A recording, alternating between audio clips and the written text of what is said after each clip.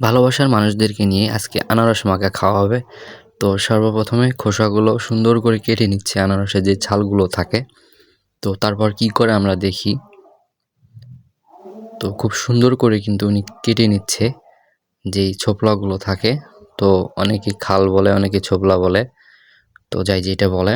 তো তারপর কি করে আমরা দেখি, অনেক সুন্দর করে কিন্তু কেটে নেওয়ার পর দেখেন এটা ধুয়ে নিবে এখন। তো এই তো ধুয়ে নেওয়া হয়ে গেছে। তারপর সুন্দর করে পিস পিস করে কাটবে।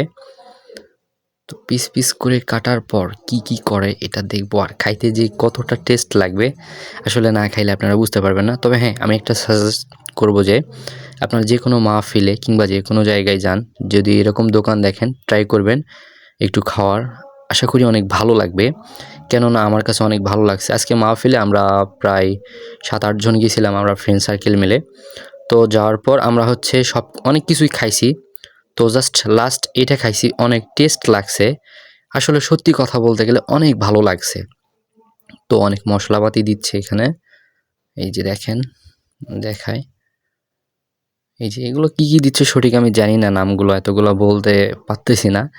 আর যারা জানেন অবশ্যই কমেন্টে বলবেন। তো ফাইনালি কিন্তু উনি হচ্ছে যা দেওয়ার দরকার সব কিছু দেওয়ার পর লাস্ট দিল হচ্ছে এটা তেঁতুলের আচার না কি জানি বলে। তো উনি ভালো জানে, জাস্ট শুধু উনি বানাচ্ছিল, আমরা দেখতেছিলাম। তো অনেক সুন্দর করে কিন্তু মাখাটা মাখতেছে দেখেন। আমার তো দেখেই মনে করেন যে খাওয়ার ইচ্ছা লাগছে দেখেন। ও শেট, না খাইলে না বুঝতেন যে কি আসলে টেস্টটা লাগে। তো ফাইনালি আমাদেরকে হচ্ছে একটা প্লেটে করে খুব সুন্দর করে দিল। তো সর্বপ্রথম আমি টেস্ট করছি, তারপর আমাদের সবাই ফ্রেন্ড সার্কেলগুলো সবাই টেস্ট করা শুরু করছি। তো অনেক ভালো লাগছে আমাদের কাছে।